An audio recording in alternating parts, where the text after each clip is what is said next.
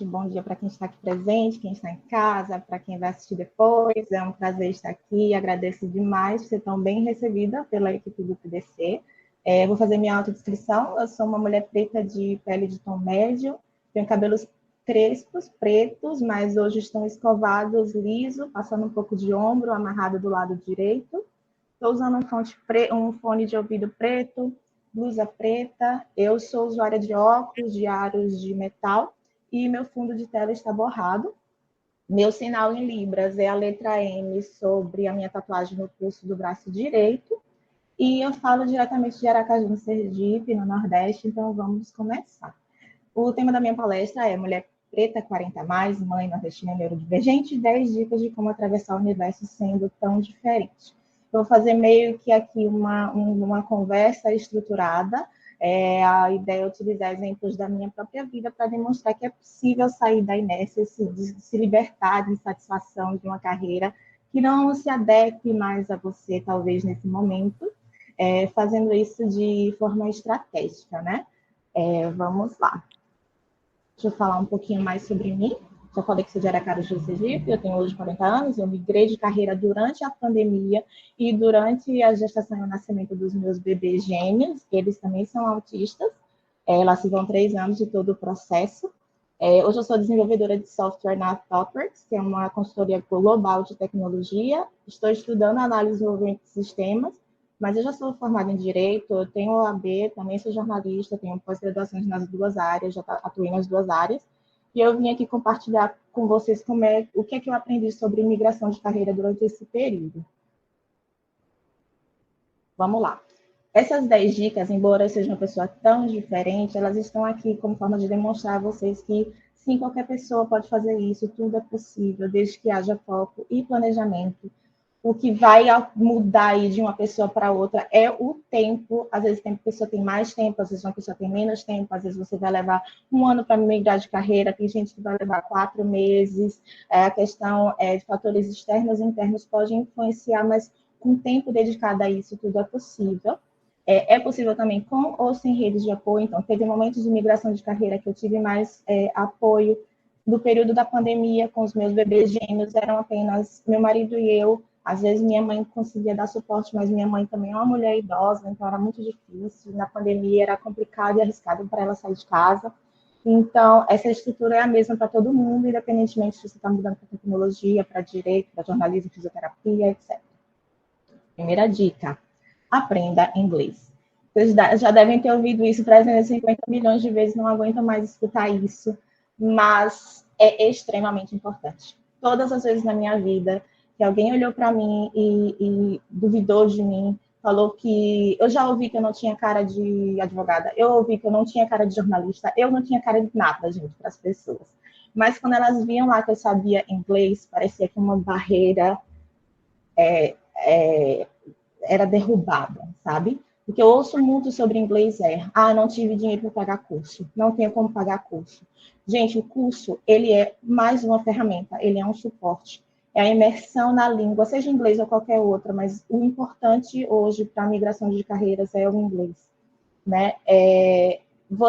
O curso é mais uma ferramenta, né? Eu aprendi inglês lá nos anos 80, 90. Não era pré-internet, pré-celular, eu não tinha dinheiro para fazer curso.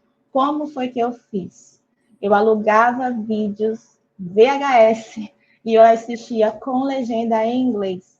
Depois eu tentava assistir sem legenda. Eu assisti o mesmo filme várias vezes, porque aí as frases iam grudando na minha cabeça e eu já tinha aquele grupinho de frases ali para mim. Eu tinha um dicionário comigo o tempo inteiro. Qualquer texto em inglês caía na minha mão e eu traduzia. Então, era uma imersão que eu mesma criei. E vocês podem fazer isso. Hoje a gente tem cursos gratuitos no YouTube, hoje a gente tem livros, a gente tem um acesso gigantesco de material por aí. Você não precisa de um curso especificamente. Os cursos auxiliam, óbvio, mas eles são mais uma ferramenta, né? No que isso me ajudou foi o diferencial em todo lugar que eu chegava, o inglês sempre colocava meu currículo lá em cima. 9. Use a internet a seu favor. Gente, essa foto que vocês estão vendo sou eu e meu amigo Teodomiro, em frente a um computador com um PEC, que eu tinha acabado de comprar junto com minha mãe. Eu tinha 18 anos de idade, estava na faculdade, naquele desespero, porque os professores queriam os trabalhos entregues digitados. E eu não tinha computador, não tive computador, só tinha aquelas aulas de informática do colégio.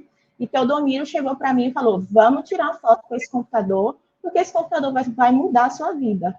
E Teodomiro estava certo, e hoje vocês estão vendo essa foto, né, por causa dele.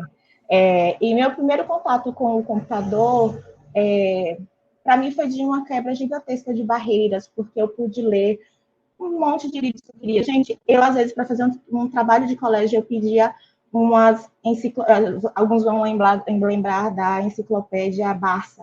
Então, eu pedia a uma amiga minha, Marcela, ela tinha, eu pegava esse livro para poder fazer trabalhos do colégio. Então, quando o computador chegou, eu podia ler tudo que eu quisesse, ter acesso ao que eu quisesse, entendeu? E a internet virou essa grande ferramenta de estudo, entendeu? O meu contato com o computador foi tardio, mas ele foi muito intenso. Então, até com ídolos meus eu conversei, eu ia lá no site, eu mandava e-mail, eu era muito ativa, né? Fiz amigos no mundo todo, eu tinha uma amiga na Alemanha chamada Alicia, a gente conversava quase todos os dias, entrei em sites de bate-papo de bandas, eu estava sempre tentando falar inglês também, né? A internet foi muito importante para mim também durante a gravidez dos gêmeos, porque eu buscava os livros e eles não tinham informações específicas para gêmeos. E eles sempre diziam, no caso de gêmeos, consulte livros específicos, e eu não achava. Então, eu criei um Instagram especificamente para buscar mães de gêmeos que pudessem me auxiliar nesse período. Então, os primeiros meses dos meninos, após os 4 meses, eu já estava fazendo bootcamp de programação, e eu precisava muito de auxílio de pessoa que tivesse esse conhecimento de como cuidar de gêmeos. E eu encontrei uma pessoa, o nome dela é Aline. A Aline, meu Deus, ela me dava informações o tempo todo, tudo que eu perguntava, você pode ir para esse caminho, para esse outro caminho, tente sincronizar a mamadeira. Então, assim, eu sempre usei a internet como ferramenta de estudo de conhecimento, né? Outra coisa, quando eu estava lá no curso de jornalismo, que eu ganhei o computador, eu ouvi falar do PageMaker. O PageMaker era um desktop publishing, que você podia fazer jornaizinhos, você podia fazer folder, era tipo um Canva, sabe, da época. E saber o PageMaker me ajudou muito a colocar ali naquele currículo que não tinha experiências de jornalismo para conseguir meu primeiro estágio, estava lá o conhecimento em PageMaker e o inglês. Então, meu currículo já não estava vazio, porque eu conhecia muito bem uma ferramenta. Então, use a internet a seu favor, vá lá você quer aprender inglês, saia de metade dos sites brasileiros, entre em sites que a língua oficial seja em inglês, para você treinar o seu inglês todos os dias. 8. Crie suas oportunidades. Por conta do computador e das amizades que eu comecei a fazer, eu consegui receber um intercambista em minha casa, foi o Paul, ele é um rapaz inglês. Eu não tinha condições financeiras de ir para os Estados Unidos ou para a Inglaterra, que era onde geralmente as pessoas faziam intercâmbio. Então, um amigo meu recebeu o Paul por um período, e aí eu perguntei à minha mãe se eu poderia receber o Paul por um período lá em casa. E ele ficou quase 6 meses lá em casa. E, assim, foi uma experiência maravilhosa. Ele passava boa parte do tempo na casa do namorado dele, e depois ele ia lá para casa. Então, a gente conversava muito. Eu aproveitava todo o tempo para treinar o meu inglês com ele. Só que o que foi extremamente interessante também foi que eu tive uma visão muito abrangente da minha própria cultura. Porque ele perguntava muito das coisas daqui de Aracaju, do Nordeste, eu explicava das diferenças das regiões e tudo mais. E teve aquele engrandecimento da minha cultura quando eu estava falando sobre ela com esse meu amigo, ao mesmo tempo que ele falava da cultura do país dele também. E outra coisa, entre carreiras, quando a gente está com dificuldade de conseguir aquele trabalho CLT, o que eu fazia? Eu me jogava no trabalho autônomo. Então, durante o período que eu estava migrando de jornalismo para o direito, eu trabalhei um período como autônoma, do direito para desenvolvimento de software também trabalhei um período como autônoma, e aí eu pude colocar essa experiência de autônoma nos meus currículos, entendeu? Às vezes a pessoa fica muito focada em ter experiência CLT, e ela fica desesperada, porque não consegue, porque ninguém dá oportunidade. Gente, crie sua oportunidade, tente pegar no serviço, chame 2 colegas para conseguir um contrato autônomo, oferecer um serviço para alguém como freelancer, sabe? Dica 7. Entenda o mercado. Eu falei a vocês que eu gosto de trabalhar como autônoma para turbinar meu currículo, mas trabalhar como autônomo te faz entender um pouco o mercado, né, nesses períodos. Então, quando o jornalismo, que era ali o início da minha carreira, eu tinha 18 anos de idade. Então, para conseguir o dinheiro ali inicialmente, eu precisava trabalhar. Sempre fomos só eu e minha mãe. Minha mãe se divorciou lá em 86, então nossa vida inteira fomos nós duas sozinhas. Então, eu trabalhei como professora de inglês e tradutora também.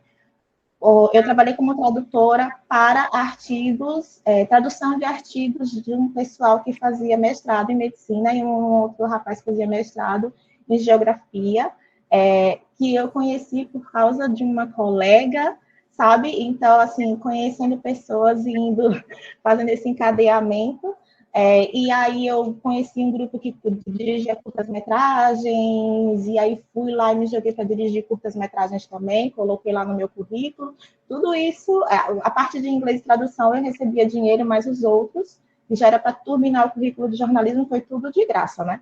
Eu fui em alguns sindicatos e me ofereci para fazer com o PageMaker os jornaizinhos dos sindicatos, eu já coloquei lá no meu currículo, e aí eu consegui o estágio e esse caminho seguiu. No direito, eu fiz um concurso do Tribunal de Justiça, passei e me tornei estagiária. E logo depois, eu comecei a trabalhar como autora de síntese jurídicas, como autônoma para um colega, entendeu? E aí, nesses períodos, eu ia conhecendo o mercado. O desenvolvimento, quando eu fiz a migração para o desenvolvimento de software, eu ainda estava no bootcamp e eu procurei o coletivo Codivas. Codivas é um coletivo de mulheres que se unem para oferecer trabalho freelancer de desenvolvimento de software autônomo. Então, o Codivas eu fiz os meus primeiros trabalhos autônoma, a Camila me deu essa oportunidade. E aí, nesses períodos, sabe, você conhece o mercado, conhece pessoas, faz networking, seu nome começa a circular, né? Só um disclaimer, por que é que eu mudei tanto de carreira? O que é que acontece comigo? Eu sou autista nível 1 de suporte, tenho como comorbidade o TDAH. Eu descobri isso recentemente, eu não sabia, mas pelo meu comportamento durante a minha vida, você consegue perceber essas coisas. O que acontece? Eu gosto muito de estudar, eu estou sempre pesquisando coisas novas, eu me interesso, e aí eu me enlouqueço, me apaixono por um assunto, e vou e sigo, e os meus objetivos vão mudando. Eu não sou uma pessoa que gosta de ficar infeliz, insatisfeita. Quando algo está me oprimindo, me consumindo, eu mudo de lugar, eu vou embora. Eu vou e aí vou procurar algo que eu me encaixe melhor, algo que tenha a ver comigo, entendeu? E aí, em cada momento desse da minha vida, houve uma razão, um estopim para fazer essa mudança. A última, do direito para o desenvolvimento de software, foi essencialmente a descoberta da minha gravidez. Eu não planejava ter filhos, eu engravidei com 38 anos de surpresa. Quando eu descobri que eram gêmeos, eu só chorava, eu passei 2 meses só chorando. Eu sou filha única da minha mãe, eu tenho irmãos por parte de pai, mas não fui criada como uma pessoa com irmãos, eu fui criada como filha única, então eu não sabia nada de crianças. E foi um desespero, assim, muito grande. E naquele momento que me veio à cabeça foi: como é que eu vou continuar trabalhando? Como é que eu vou continuar uma carreira? E eu já não estava satisfeita, não estava me enquadrando no direito. Eu falei: como é que eu vou fazer isso com 2 bebês? E aí comecei a lembrar dos meus colegas, meus amigos desenvolvedores de software que conseguiam trabalhar home office para outros países, sabe? Eu falei: bom, é isso que eu quero para mim. E aí eu fui buscar essa carreira. Foi assim que eu cheguei no desenvolvimento de software. 6. Cuide da sua saúde. Até mais ou menos ali 2012, eu sempre fui uma pessoa que oscilei muito de peso. Eu chegava a 100 quilos, descia para 40, 50, 60 quilos. Eu já tive todo tipo de peso, assim. Mas eu sempre fui muito saudável. Eu sempre fiz muitos esportes. Então, eu não tinha problemas com relação a isso. Mas, em 2012, a gente se mudou para São Paulo.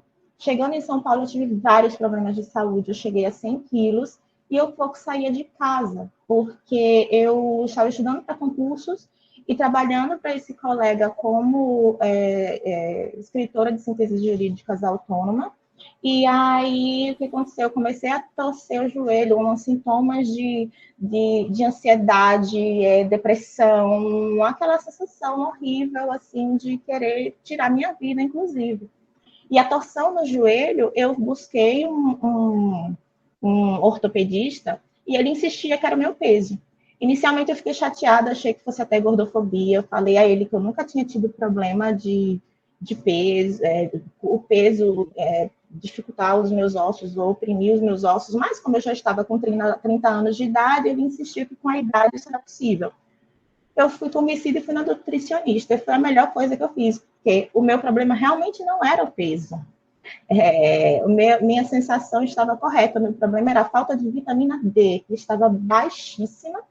E quando saíram os resultados do exame, a médica virou para mim e falou: Eu não sei como você está aqui, era para você estar numa cama de hospital, porque sua vitamina D está nível 9, o ideal é 100, vamos subir essa vitamina D para ontem. Então, eu comecei a reposição. O meu tratamento foi tomar sol de meio-dia, gente, na situação que estava. E daí eu fui melhorando. E esse período, eu tinha muita dificuldade de me concentrar, de estudar. Eu ainda fiz pós-graduações, eu ainda fui classificada em concurso, mas com muito custo. E foi um período muito sofrido. Então, a gente tem que estar sempre atento à nossa saúde. E aí, focando nisso, a gente mudou, nesse período de São Paulo, que era um sonho nosso morar lá, do meu marido, a gente mudou para Santos. Em Santos eu consegui fazer mais amizades, consegui fazer caminhadas todo dia na praia, tomar sol. O Santos lembra muito Aracaju, então me senti um pouco mais em casa, né? E daí veio o período da gravidez dos gêmeos, eu já com 38 anos, afetou muito minha saúde. Então, meio que dei vários passos atrás, eu cheguei a 110 quilos. Na gravidez, eu cheguei a 117 quilos, mas depois que os meninos nasceram com 110 quilos, então fui na nutricionista para ver minha saúde. Lembre-se que nunca é o peso, eu tive vários pesos, mais gordo, mais magra, mas eu sempre fui saudável. A questão foi que depois do nascimento dos meninos, houve um machucado muito grande na minha saúde. Então, eu estava com pré-diabetes, esteatose hepática nível 2, hipertensão. Eu já tinha feito uma cirurgia de vesícula lá em São Paulo, nesse período que eu fiquei muito mal, com depressão e tal, por causa da vitamina D. Então, aí foi um momento que eu me vi fazendo um bootcamp de programação, extremamente cansada. Eu chorava muito de cansaço, cuidando dos bebês, meu marido dando todo o apoio do mundo, a gente sempre meio a meio, às vezes ele era até 70% para poder estudar mais. E aí, até que finalmente, depois que eu consegui minha colocação numa empresa CLT, eu resolvi fazer a cirurgia bariátrica para, de forma mais rápida, principalmente controlar ou reduzir a pré-diabetes. Era meu maior medo era a diabetes por conta dos cuidados com os bebês. E aí tem um ano que eu fiz a cirurgia, todos esses problemas de saúde foram embora. 5. Descubra e destrua suas amarras mentais. Você não é sua formação, você não é seu emprego, você não é sua carreira. Você precisa primeiro agradar a você mesma. Você não é o que te define. Gente, o que eu mais ouvi na minha vida foi: você não tem cara disso, você não tem cara daquilo, você não parece isso. Você estuda? Eu, formada já na minha segunda graduação, com pós-graduações, as pessoas perguntavam se eu estudava. As pessoas não perguntavam qual era a minha formação, elas já pressupunham que eu não tinha. O meu sotaque era muito ridicularizado. Eu já cheguei num lugar e falei boa tarde, a pessoa fala boa tarde, sabe? Aquela piadinha para as pessoas de outras regiões, às vezes com relação ao nosso sotaque. E, enfim, eu gosto muito de uma frase do Henry Ford, que é: Whether you think you can or you can't, you're right. Quer você pense que você pode ou que você não pode, você está certo, porque a nossa mente é muito poderosa. E eu nunca deixei que as pessoas, com as palavras dela, me afetassem nesse nível. Me machucava, ficava triste, mas, tipo, 2 segundos eu já ia embora, sabe? Seguia em frente. Então, Não acho que porque você gastou, entre muitas aspas, gastou 10 anos em determinada profissão, você tem que ficar presa nela no resto da vida, mesmo que você esteja triste, que ela não esteja trazendo retorno, que ela não esteja trazendo dinheiro, etc. Você não precisa estar preso nisso. E tem mais, você vai levar esse seu conhecimento para a nova carreira. Tá? Então, é muito uma questão de descobrir quais são essas suas amarras mentais que não estão deixando você seguir para esse novo caminho que você queira, que você quer, que você deseja seguir, e tentar destruí-las.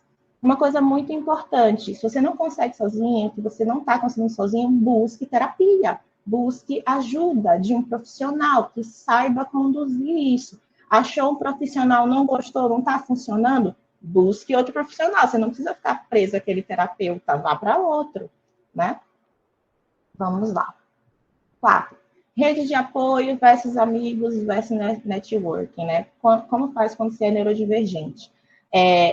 Esse assim, sempre foi o meu maior problema ao longo da minha vida, foi a relação com pessoas, a dificuldade de compreender as pessoas, a motivação das pessoas. Eu sempre fui muito lógica, muito direta, muito assertiva, e isso sempre incomodou muita gente que ficava chateado comigo, achava que eu era fria. Às vezes vinha uma amiga só para desabafar, sabe, falar um monte de coisa, eu já estava querendo trazer uma solução para ela. E às vezes a pessoa não quer isso, às vezes a pessoa só quer desabafar, sabe? Então, esse meu jeito, um dia identifiquei que eu poderia tentar amoldar ou moldá-lo, mas porque me deixava insatisfeita. Se isso não te incomoda, siga em frente. Mas me incomodava, eu queria ter amigos, eu queria ter pessoas na minha vida. E às vezes eu via aquelas pessoas que tinham muitos amigos, eu queria ter também. Mas nesse processo todo, eu descobri que não era isso, esse não era meu jeito.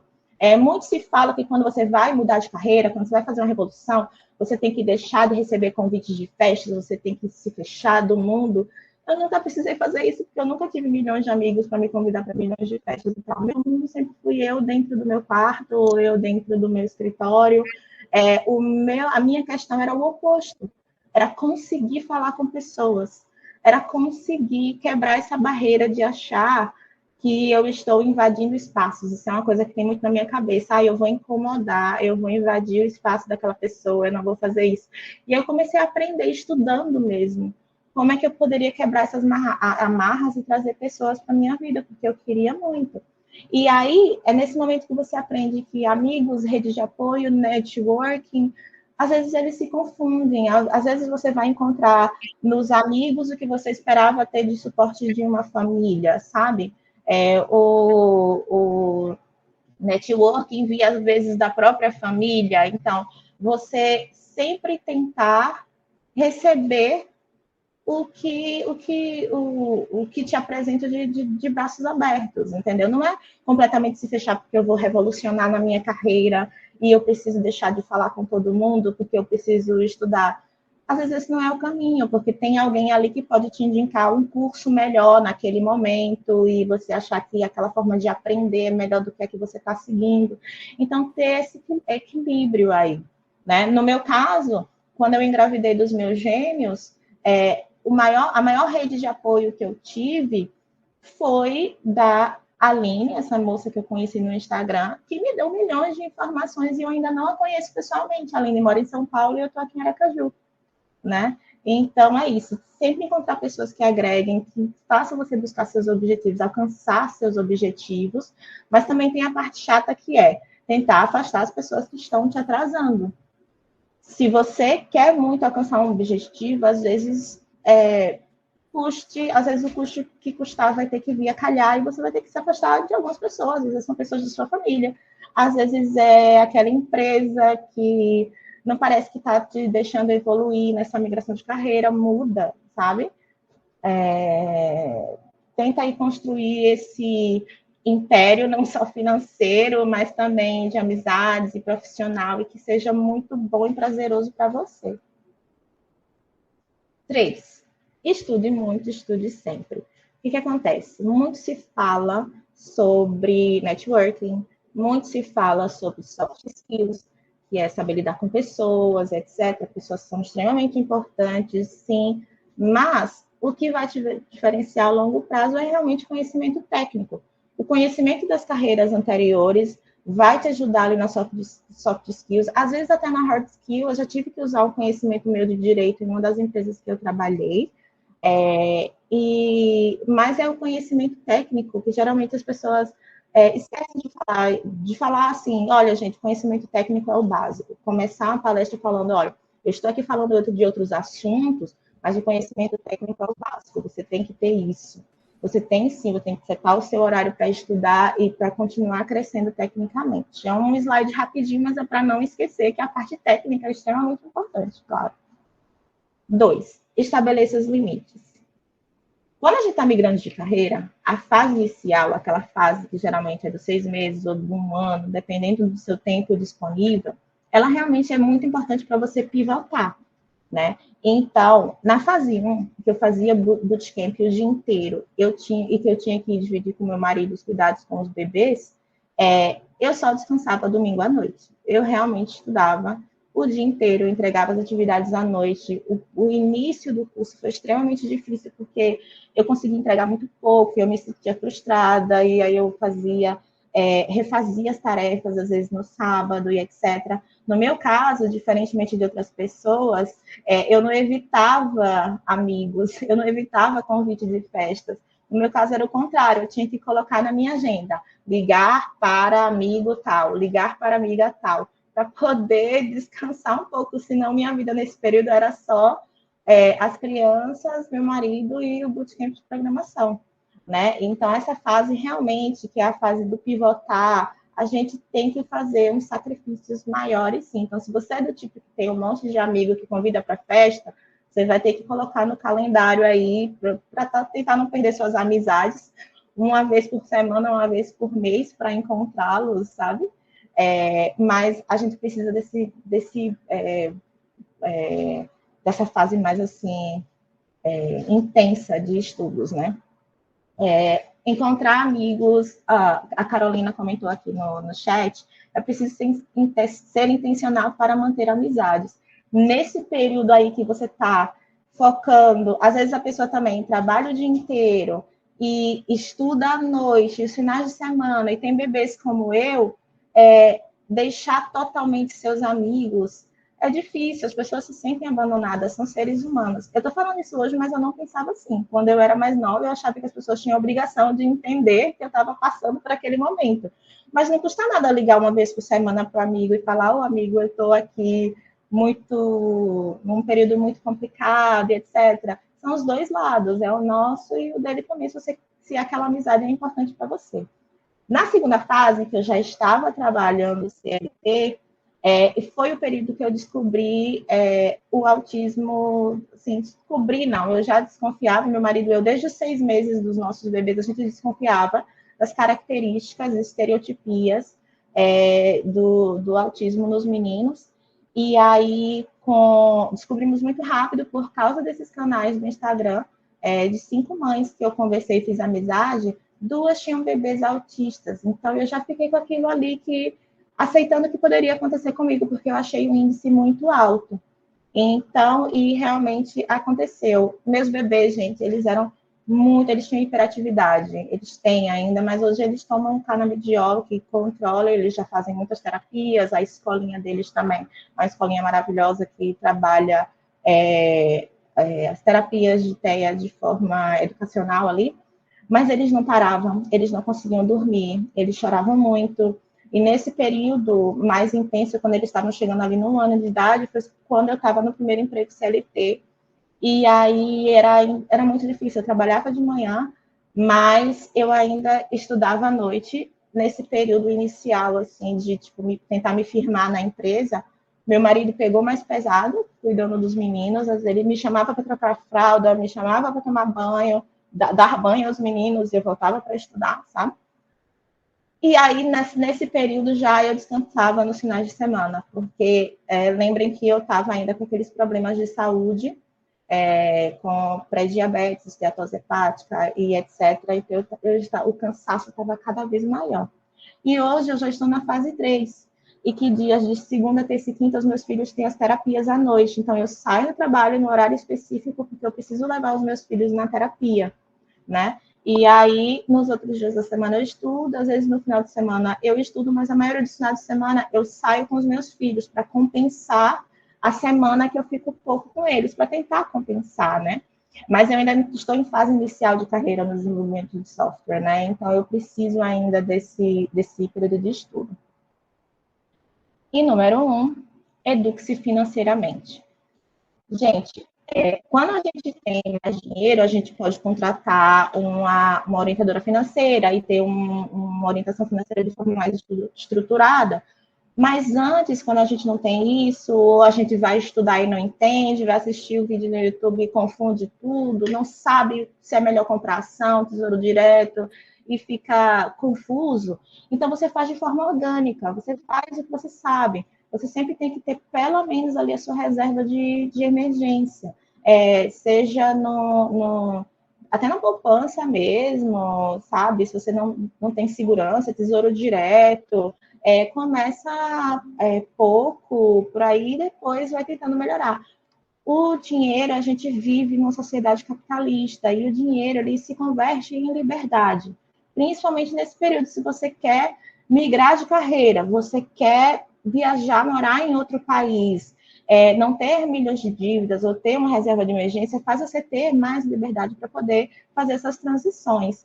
Uma coisa ou outra, por exemplo, que eu sempre fiz, foi pagar a Previdência Pública, pagar o INSS.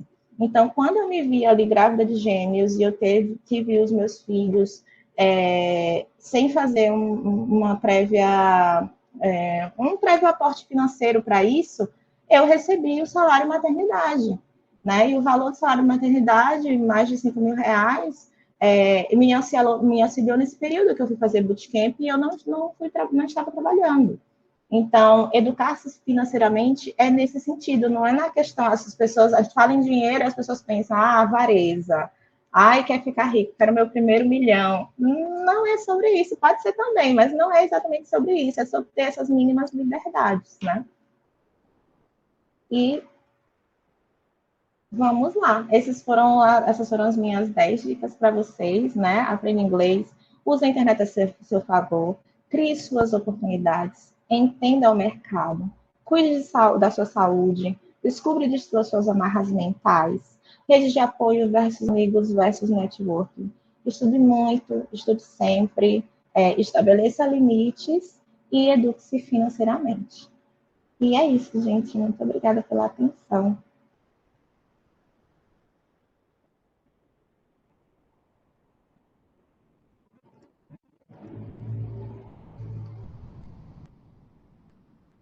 Temos perguntas? Abriel, bom dia. Olá. Oi, Marivone. Desculpa aí que deu um gargalo aqui. Tudo bem, gente. Eu queria te dizer que quando você foi falando, eu fui pensando em diversas coisas, mas o que me impacta sempre mais é o desafio da maternidade, né? Eu sou mãe de um menino de 17 anos, que era para ele estar aqui comigo hoje, não veio porque está tendo prova na escola, e ele não conseguiu vir. Mas quando você falou em uso de biblioteca e sobre o que você aprendeu sobre a maternidade na internet, isso me identificou muito. 17 anos atrás, a gente só tinha o Orkut. Então, eu fui aprender sobre maternidade no Orkut porque eu não tinha referência também do tipo de maternidade que eu queria exercer. Porque às vezes o pessoal acha que é só para carreira, né? Às vezes tem uma coisa na sua vida que você não tem referência, que é na internet, que você vai encontrar. Exatamente. Grupos, gente, encontrar grupos que a gente se identifica. Grupos e comunidades pretas, comunidade de mulher, comunidade neurodivergente, aí vão ajudando a gente a como lidar com as questões diárias, né? A gente que tem cabelo crespo, nosso filho foi para o colégio e está usando cabelo crespo, começou a sofrer bullying dos amiguinhos. O que é que faz? Como a gente faz? E a gente conversa com outras mães pretas sobre isso. Exatamente, conversar com os nossos iguais, se empoderar em conjunto. Isso não serve só para a carreira, né, de tecnologia, acho que serve para tudo como um todo. Vocês têm alguma pergunta para falar? Espera aí que a Ana Lu vai vir aqui te fazer uma pergunta. Cheguei. Marivone, eu estava te escutando e algumas das coisas bateram diretamente com a minha realidade também.